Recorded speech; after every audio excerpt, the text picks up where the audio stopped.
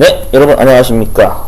정보처리 산업기사 실기 파트, 뭐 필기 파트에 해당되는 경우도 있긴 합니다만, 일단 실기 내용을 전제로 해서 NCS 모듈 학습 자료를 이용한 한번 내용 분석을 들어가 보도록 하겠습니다.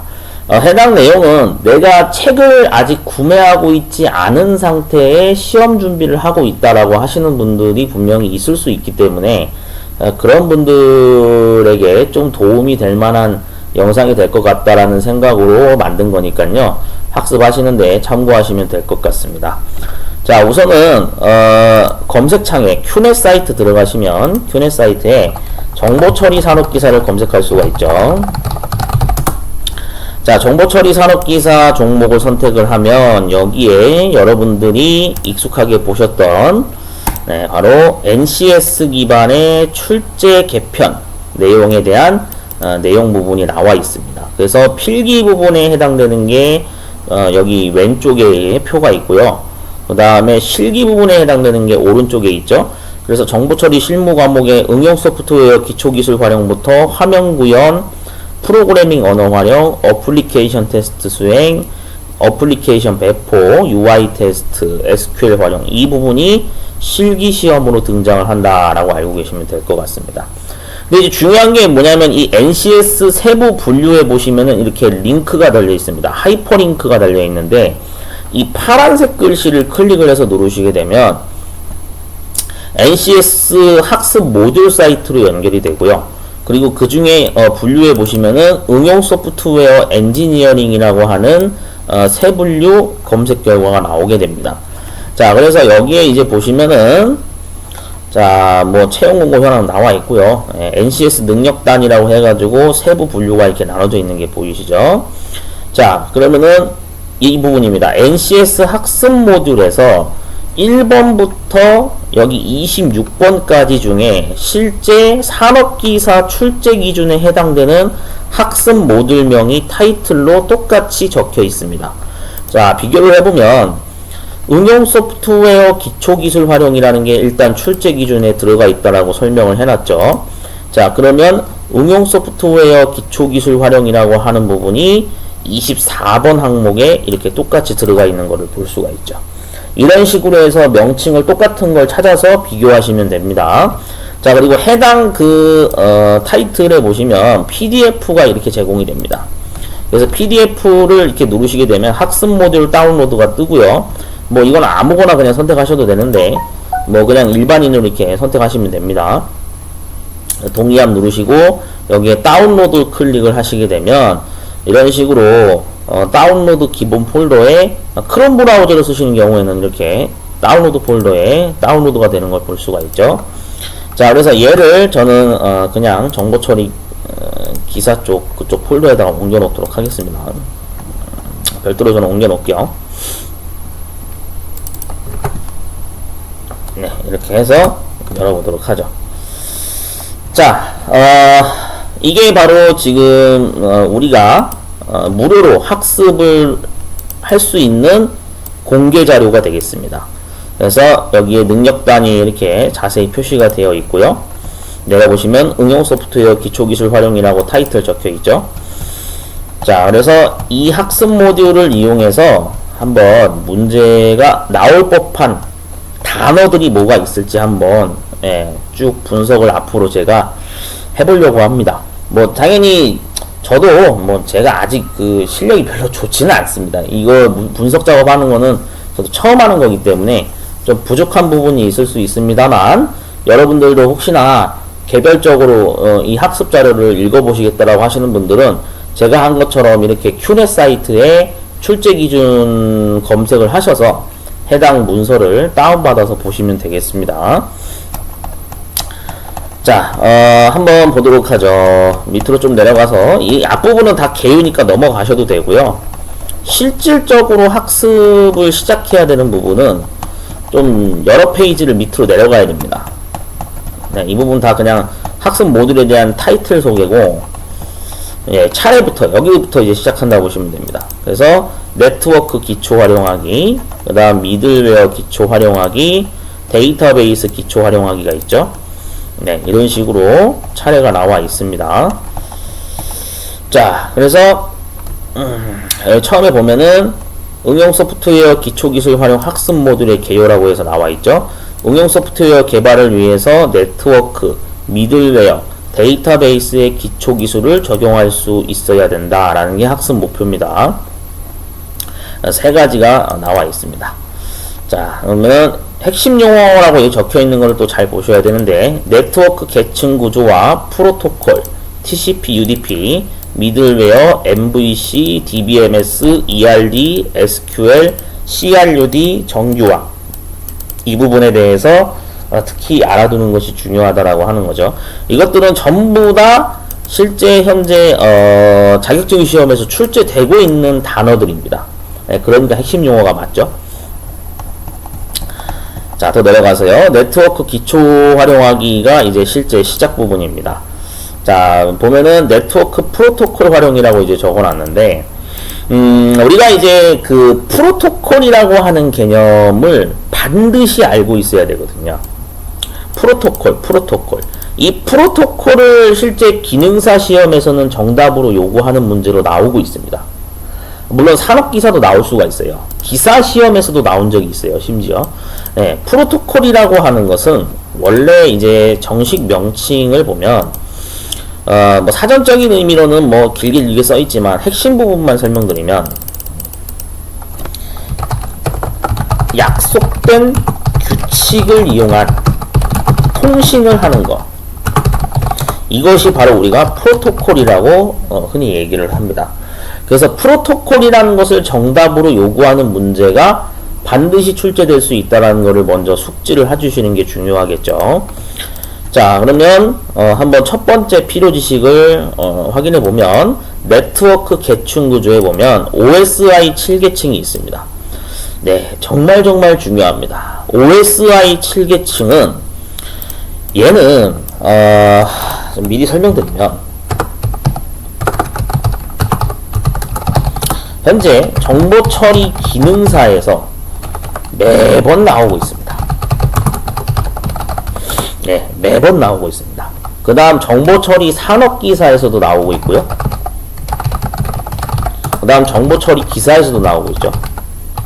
네트워크 관리사에서도 나오고요. 네, 정보기기 운영기능사에서도 나옵니다. 그 정도로 OSI 7계층은 굉장히 비중이 큰 부분이라고 볼 수가 있는 거죠.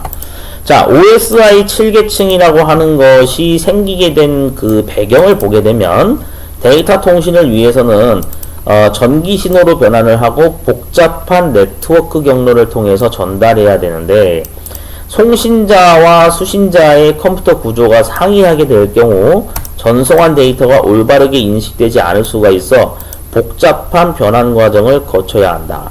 이러한 복잡한 구성을 유사한 기능별로 계층화해서 처리되는 정보들을 캡슐화해서 구성하고, 각 계층에 사용되는 통신 규격을 프로토콜로 표준화함으로써 응용 소프트웨어 개발자, 서버 네트워크 엔지니어들이 본인이 연관된 계층만 고려하며 업무를 수행할 수 있도록 하는 것이 바로 필요하게 된 배경이다라는 뜻이죠.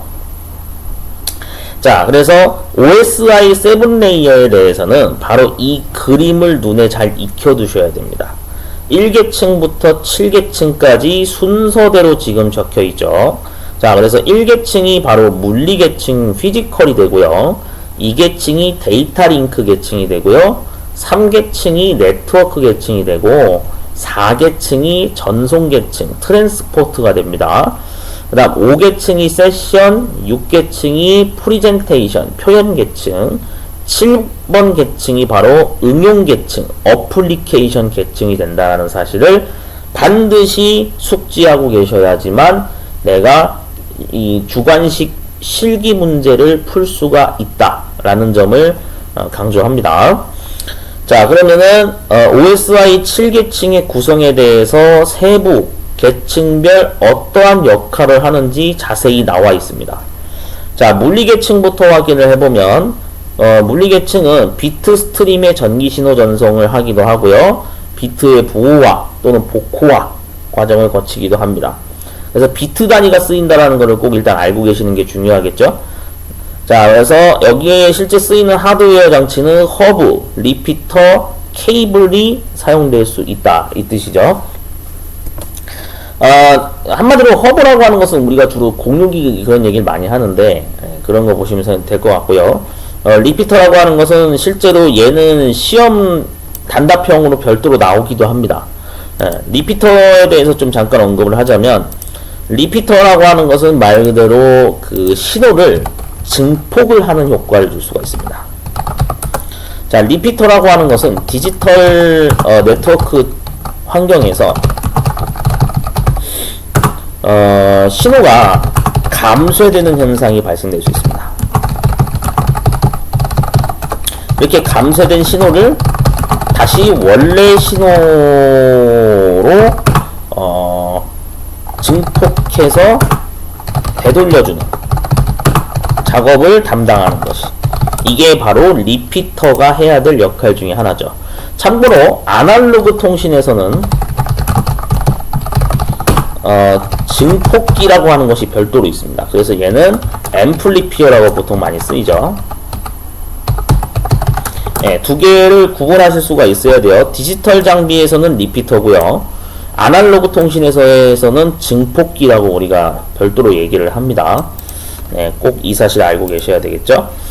자, 그 다음에 데이터 링크 계층에서는 프레임 단위를 사용한다는 거 정말 중요하죠. 그래서 오류 제어, 흐름 제어, 접근 제어를 할 수 있고 물리 주소 지정을 할 수 있다. 그래서 L2 스위치와 NIC 같은 것들이 바로 랜 카드가 여기에 해당된다. 지금은 사실상 이 1계층과 2계층이 거의 세트로 묶여 있다라고 보시는 게 맞습니다. 예전에는 분리가 되어 있었는데 지금은 통상 그냥 같은 하드웨어 안에 이 두 가지가 같이 탑재되어 있다라고 보거든요. 근데 어쨌든 내부적으로는 분리가 되어 있다라는 걸 꼭 알고 계셔야 되고요.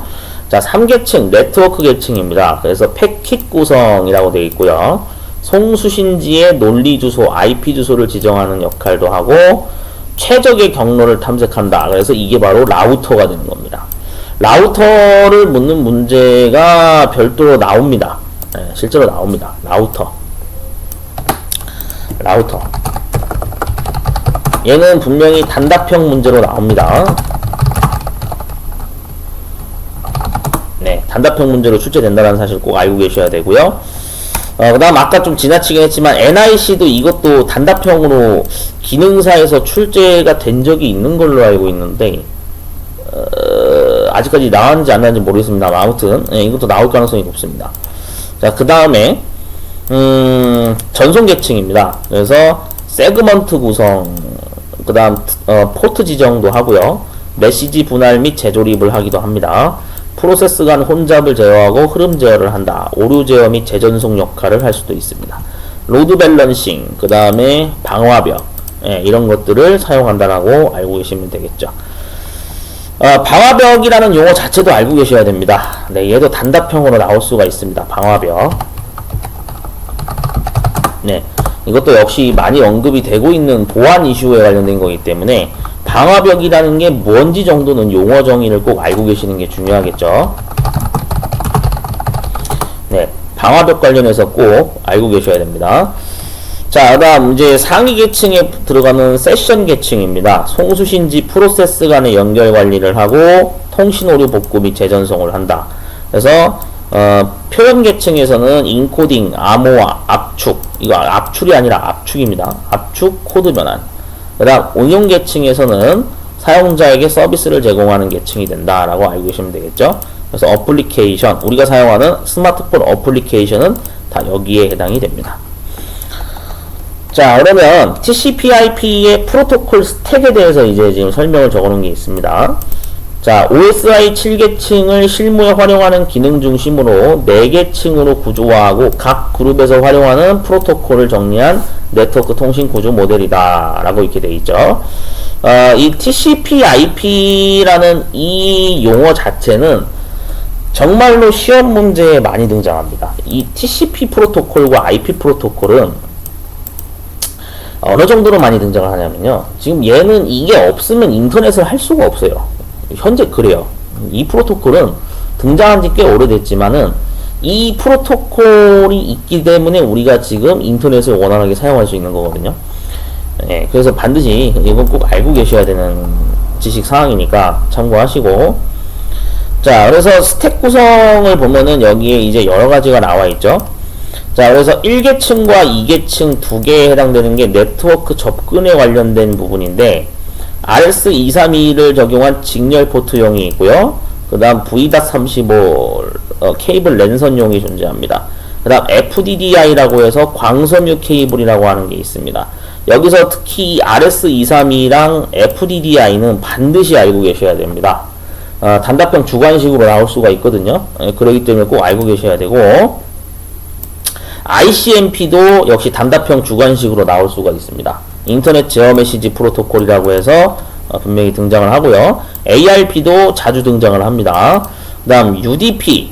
자, 이거와 관련해서는 제가 사실 좀 우스갯소리로 제가 전에 문제풀이 할 때 스타크래프트 얘기를 항상 했었는데 안 할 수가 없어요. 왜냐면은 스타를 요즘도 많이 하잖아요. 근데 스타크래프트를 즐기신다는 분들이 UDP를 모르면은 게임을 관심이 없이 게임을 하신 거라고 밖에 저는 생각이 안 들거든요.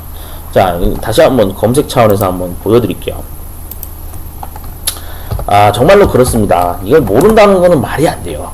관심이 없는 겁니다, 그거는. 자, 스타크래프트. 왜냐면 여기에서 UDP라는 단어가 등장을 하거든요. 근데 이런 사실을 잘 간과하고 지나치신 분들이 굉장히 많아요. 자, 여기 보이나요? 네. 로컬 에어리어 네트워크, 랜입니다. 이게 지금 스타크래프트 말 그대로 메인 화면인데, 여기에 보시면 UDP라고 이렇게 친절하게 프로토콜 이름이 적혀 있습니다. 그러니까 결국에는 우리가 예전에 초등학교 시절, 중학교 시절 때 또는 뭐 고등학교 시절 때 PC방에 가서 2대2 플레이, 3대3 플레이 또는 1대1 플레이를 하면서 서로 같은 공간 내에서 두 사람이 밀리 게임을 하는 경우가 있었죠. 뭐 유즈맵을 즐기는 경우도 있긴 했습니다만, 어쨌든 그렇게 만나서 플레이를 하는 수단으로 사용했던 프로토콜이 바로 UDP입니다. 그러니까 이러한 것을 우리는 경험을 한 세대분들은 잘 알죠. 물론 요즘 분들은 모를 수도 있어요. PC방을 이제 코로나 터진 이후로 잘 안 가니까. 근데 코로나가 터지기 전까지는 정말 PC방에서 이거를 많이 사용을 했습니다. 그래서 이 화면을 절대 보여드리는 게 이게 그냥 장난 삼아서 보여드리는 게 아니에요. 진짜로 이 통신의 역사를 제대로 알려면요, 해당 프로그램을 사용해본 경험자가 오히려 더 잘 압니다. 단순히 게임을 즐기는 거라 할지라도 그 게임을 즐기는 데 있어서 사용되는 프로토콜이 이런 것들이 쓰였다라는 배경을 알고 가시는 것이 굉장히 시험 준비를 할 때 분명히 도움이 많이 된다라는 것을 다시 한번 강조드리면서 한번 짚고 넘어가 본 겁니다. 자, 그 다음에 이제 또 다음 거 한번 보면 TCP라고 하는 거 역시 존재하죠. 네, 이것도 단답형으로 물어보는 문제 나오고요. 자, 텔넷이라는 것도 단답형으로 묻는 문제가 나옵니다. 원격 접속용이라고 해서 우리가 나오고요. SMTP 메일에서 보낼 때 쓰는 거, IMAP, FTP, HTTP 전부 다 시험에 나옵니다. 전부 다. 정말 여기 있는 거 지겹도록 나올 겁니다. 특히 기능사, 산업기사 준비하시는 분들 이거 정말 많이 나와요. 단답형 문제로 이거를 정답을 내가 못 적었다라고 했을 때 억울하다 막 이런 얘기를 막 하시는 분들이 있거든요. 왜냐면은 기억이 날 듯 말 듯한데 시험 현장에서 기억이 잘 안 났어요 이렇게 얘기하시는 분들이 있어요. 이 프로토콜 용어들은 여러분들이 별도로 구글링 검색을 하셔서 백과사전 내용이나 이런 걸 많이 읽어보셔야 돼요. 정말 읽어보셔야 돼요. 그러지 않으면 얘는 맞추기가 힘듭니다. 근데 시험에 자주 나온다는 것만 꼭 알고 계시면 될 것 같아요. 네, 그래서 일단은 첫 영상은 여기까지만 확인하는 걸로 할게요. 네, 그래서 일단은 오늘 처음 하는 거기도 하니까요. 응용 소프트웨어 기초기술 활용해서 지금 현재 OSI 7계층과 거기에 수반되는 연관된 프로토콜에 대해서 한번 쭉 PDF 무료 학습 자료로 한번 확인해 봤습니다. 자, 그래서 이런 식으로 PDF 학습 모듈을 꼭 이용해서 내가 시험도 물론 시험이지만 내가 그냥 소설책을 읽는다라고 생각하시고 가벼운 마음으로 좀 반복해서 한번 읽어보신다면 굉장히 이 머릿속에 적어도 수십 개의 단어 중에 한두 개라도 머릿속에 기억이 나지 않을까요?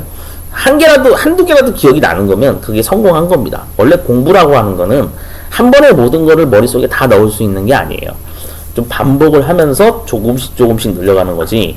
절대, 그냥 뭐 한두 번 봤다 그래가지고 무슨 내가 뭐 암기의 끝판왕이 아닌 이상은 절대 단어가 다 기억날 수는 없어요. 단지 자주 보면서 눈에 익혀두시는 게 그게 가장 좋은 학습법이죠. 자, 그래서 NCS 학습 모듈의 지금 첫 번째 부분 네트워크 파트 부분에 대해서 일단 한번 간단하게 봤습니다.